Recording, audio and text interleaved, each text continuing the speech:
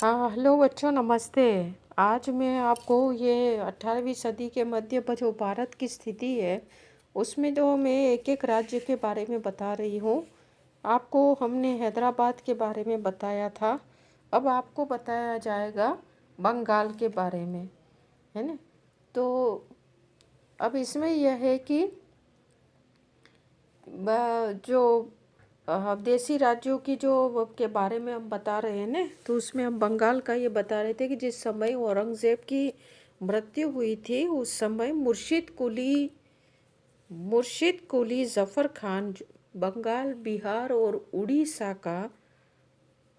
का एक तरह से स्वामी ही मान लो वो था, और उसका बोलबाला था इन जगहों पर। और उसकी योग्यता से इन प्रांतों की आर्थिक दशा में बहुत सुधार हुआ था। और इस समय उसका जो पद था वो केवल बंगाल तक ही था, वो बंगाल का दीवान था। लेकिन औरंगज़ेब के पुत्रों के मध्य जो उत्तराधिकार का संघर्ष हुआ था, उसका उसने पूरा लाभ उठाया था। और इन सूबों का, यानी कि उड़ीसा और बिहार का भी, उसने इन सूबों का भी जो शासन तंत्र है वो अपने हाथों में ले लिया था। जब उत्तराधिकार युद्ध समाप्त हुआ, तब जो है बहादुर शाह गद्दी पर बैठा था। कौन? ये औरंगज़ेब का बच्चा था मुअज़्ज़म, जो बहादुर शाह के नाम से गद्दी पर बैठा था। और उसने अपने पुत्र अजीमुशान को बंगाल, बिहार और उड़ीसा का गवर्नर नियुक्त किया था। लेकिन कुछ ऐसे कारण भी थे कि वो अजीमुशान को अपने पास भी रखना चाहता था। इसलिए उसने अपने पुत्र को आज्ञा भिजवाई कि वह मुर्शिद कुली खां को बंगाल और उड़ीसा में अपना नायब नियुक्त कर दे। और उसे यह भी कहा कि मुर्शिद कुली खां को आवश्यकता अनुसार उसे अपने अधिकारियों को नियुक्त करने का अधिकार भी दे दिया गया है, तो वो उस पर कार्रवाई करे। बहादुर शाह के इस आदेश से मुर्शिद कुली खां के अधिकार और भी बढ़ गए थे। और बहादुर शाह की मृत्यु के बाद जो है, जो उत्तराधिकार का जो संघर्ष हुआ था, है ना, गद्दी के लिए जो राजकुमारों में संघर्ष होता है, उसको कहते हैं उत्तराधिकार युद्ध। उस संघर्ष हुआ था, तो उस संघर्ष में अजीमुस शान मारा गया और जहांदार शाह जो है वो गद्दी पर बैठा था। अब जो है गद्दी पर बैठा, अब क्या हुआ कि मुग़ल बादशाह जो इस समय फर्रुखशियर जो है, मुर्शिद कुली खां से जहांदार शाह के विरुद्ध सहायता मांगी थी। और इस समय क्या है कि वो सहायता नहीं दे सका। वो इस बात पे तटस्थ रहा कि वो किसी भी राजकुमार या किसी भी शहजादे को सहायता नहीं देगा। जहांदार शाह के बाद जब फर्रुखशियर गद्दी पर बैठा, तो 1713 ईस्वी में उसने जो है पुनः जो है बंगाल, बिहार और उड़ीसा का जो सूबेदार है मुर्शिद कुली खां को बनाया था। अब जो है मुग़ल दरबार में जो इस समय क्या है कि अमीरों की गुटबाजियाँ चल रही थी, निर्बलता थी, और ये सब है, इन सब की केंद्रीय सत्ता की घटती हुई जो के स्थिति थी, इन सब का जो है सबको देख करके, इन सब का लाभ उठा करके मुर्शिद कुली खां ने इन प्रदेशों पर अपना प्रभुत्व स्थापित किया। और नाम मात्र की निष्ठा जो है मुग़ल शासक के प्रति प्रस्तुत की। और अपने सूबों को के आंतरिक मामलों में वो पूरी तरह से स्वतंत्र हो गया। मुर्शिद कुली खां की मृत्यु के बाद जो 3 प्रांत थे, उसके वंशजों के शासन के अंतर्गत ही रहे थे। 1727 में उसकी मृत्यु के बाद जो है उसका दामाद शुजाउद्दीन उसका उत्तराधिकारी बना। 1739 में शुजाउद्दीन की मृत्यु के बाद फिर सरफराज खां जो है इस प्रदेश, उसका मृत्यु के बाद ये इसका पुत्र था शुजाउद्दीन का, सरफराज खां, वो इस प्रदेश पर काबिज हुआ था, उसको अधिकार मिला था। और उसके बाद इस समय जो है अलीवर्दी खां जो था वो बिहार का सूबेदार था, जो बहुत ही महत्वाकांक्षी था। 1740 में वो अलीवर्दी खां जो है उसने सरफराज को मार करके बंगाल, बिहार और उड़ीसा का शासक बन बैठा। और अलीवर्दी खां के अधीन पूर्ण मतलब बंगाल जो है वो स्वतंत्र हो गया था। तो हालांकि मुगल सम्राट के प्रति इनकी निष्ठा तो रहती थी, लेकिन नाम मात्र की थी, है ना। अब है बंगाल के नवाबों ने इन प्रदेशों को जो है बहुत ही सुव्यवस्थित और शांति से उसका प्रशासन करना शुरू किया था। और ये धीरे धीरे जनता का भी विश्वास उन्होंने जीता और व्यापार में भी प्रगति की, विदेशी व्यापार को भी प्रोत्साहित करने लगे और इस तरह से बंगाल का विकास करने लगे थे। अब अलीवर्दी खां के जीवन काल में ही उसने अपने सबसे छोटी बेटी थी, उसका पुत्र जो था सिराजुद्दौला, उसको अपना उत्तराधिकारी बना दिया था और वही बंगाल का नवाब आगे बना था। और वो अंग्रेज़ों के प्रति मतलब बहुत ही चिढ़ता था, नफरत थी उसको, है ना। तो वो अंग्रेज़ों को किसी भी तरह से बंगाल में दुरुपयोग उसके मतलब ऐसे अधिकार नहीं देना चाहता था जिससे बंगाल का शोषण हो।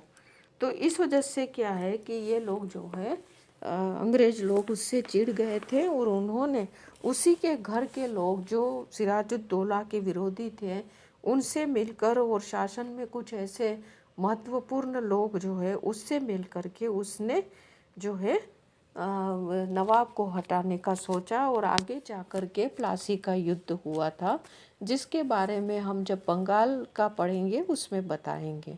ठीक है बच्चों। अब जो है आगे हम दूसरा आगे पढ़ेंगे अवध। अवध के बारे में जो है जब ऐसा है कि जब औरंगज़ेब की मृत्यु के बाद जो सब जगह अराजकता और अव्यवस्थाएं आई थी उसका लाभ उठा करके भी एक अवध जो राज्य था वो स्वतंत्र राज्य बन गया था। और मीर मोहम्मद अमीन सआदत खां बुरहानुल मुल्क जो है वो वहाँ उसने इसकी स्थापना की थी। सआदत अली खां जो है इसने इसकी स्थापना की थी और वो ईरानी था। और 1708 में वो पटना आया था, ईरान से पटना आया था। इस समय जो है फर्रुखशियर जो था सम्राट था, मुग़ल सम्राट था और सैयद भाइयों के जो फर्रुखशियर जो है सैयद भाइयों के विरुद्ध गुट बना रहा था। और सआदत अली खां जो है वो ईरानी होने के कारण ये एक अवसर था, तो वो चाहता था कि अतः वो बादशाह के ईरानी गुट में शामिल हो गया था। लेकिन शीघ्र ही फर्रुखशियर के स्वभाव से असंतुष्ट होकर वो सैयद भाइयों से मिल गया था। कौन मिल गया था? सआदत अली खां। और हुसैन अली से उसने हिंडोर और बयाना की फौजदारी प्राप्त की थी। 1720 ईस्वी तक इस पद पर रहे और इसके बाद उसने सैयद भाइयों का भी साथ छोड़ दिया और उनके शत्रुओं से जाकर मिल गया और उसने सैयद भाइयों के विरुद्ध षड्यंत्र कर लिया, जिससे प्रसन्न होकर जो बादशाह जो था उसने 5000 की मनसबदारी इसको प्रदान की थी। किसको? सआदत अली खां को। और 1722 में वो अवध का सूबेदार बन गया था। जिस समय ये सआदत अली अवध का सूबेदार बनाया गया तो अनेक शक्तिशाली स्थानीय सरदार उस पीरियड में मौजूद थे और सआदत अली को अर्ध स्वतंत्र जमींदारों का सामना करना था। इसलिए वह मुग़ल सैनिकों को एकत्रित करके एक बहुत बड़ी सेना जो है गठित की थी और बरेली होता हुआ फर्रुखाबाद पहुंचा था और उसने लखनऊ पर आक्रमण करके और उस पर अधिकार किया था।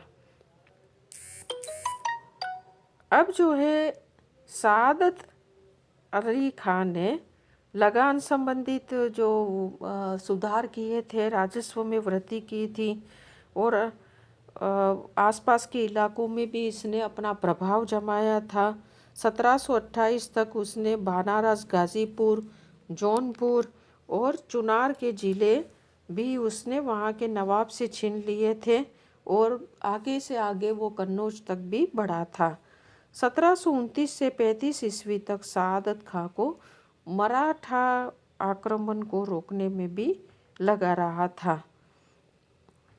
1738 में नादिर शाह का जब भारत पर आक्रमण किया तो सम्राट की आज्ञा से सादत अली खां अपने सैनिकों को लेकर दिल्ली रवाना हुआ था। ईरानी सैनिकों से युद्ध करता हुआ वो घायल भी हुआ था और बंदी भी बना दिया गया था। और इस दौरान जब जो है मीर बख्शी मर गया था तो मर गया था तो नादिर शाह जैसा जो क्रूर आक्रमणकारी था वो अपने मतलब दिल्ली के द्वार पर ही खड़ा था, लेकिन सभी अमीर मीर बख्शी के पद के लिए झगड़ा कर रहे थे और सादत अली खां भी इस पद को प्राप्त करना चाहता था, लेकिन बख्शी का पद जो था वो निजाम को मिल गया था और निजाम के बख्शी बन जाने से नादिर शाह नाराज़ हुआ था और उसने बादशाह सहित कई अमीरों को नज़रबंद किया था। अब जो है उपहार में इस समय सादत अली खां को वकील मुतलक का पद मिला था और जब नादिर शाह दिल्ली पहुंचने के एक दिन पहले ही ये जो है सादत अली खां है उसकी मृत्यु हो गई थी और अवध जो राज्य था, जो एक स्वतंत्र राज्य बना था, वो उसके परिवार की जागीर बन गया था। और अवध राज्य में जो है अब सादत अली खां की मृत्यु के बाद उसका दामाद सफदरजंग जो है वो नवाब बना था।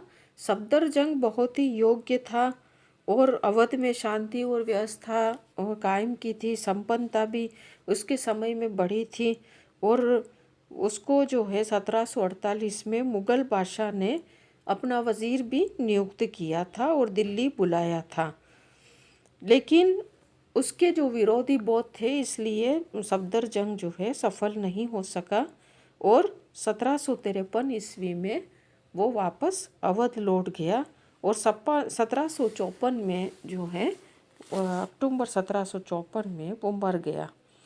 सफदर खान की मृत्यु के बाद उसका बेटा शुजाउद्दौला था, वो अवध का नवाब बना था और उसके समय में कई राजनीतिक स्थितियां जो है ऐसी गंभीर बन गई कि उसको पानीपत के तीसरे युद्ध में जो है मराठों के विरुद्ध जो है अब्दाली का साथ दिया था।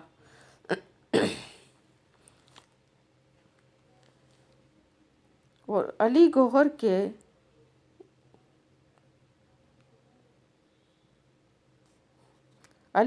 के मुग़ल पानीपत का जो तीसरा युद्ध था वो अब जो अहमद शाह अब्दाली और ये जो है मराठों के बीच में हुआ था, है ना, तीसरा युद्ध पानी।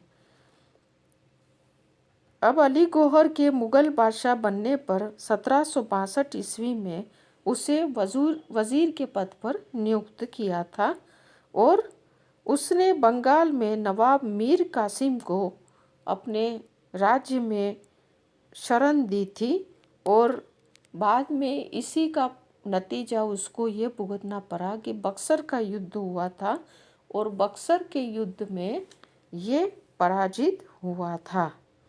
कौन?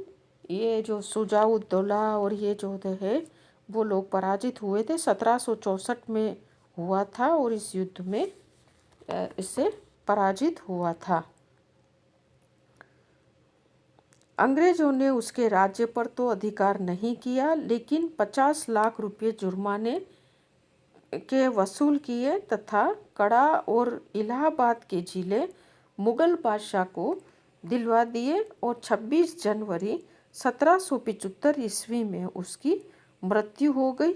और उसकी मृत्यु के बाद उसका जो पुत्र है आसफ दौला जो था वो अवध का नवाब बना था। ठीक है।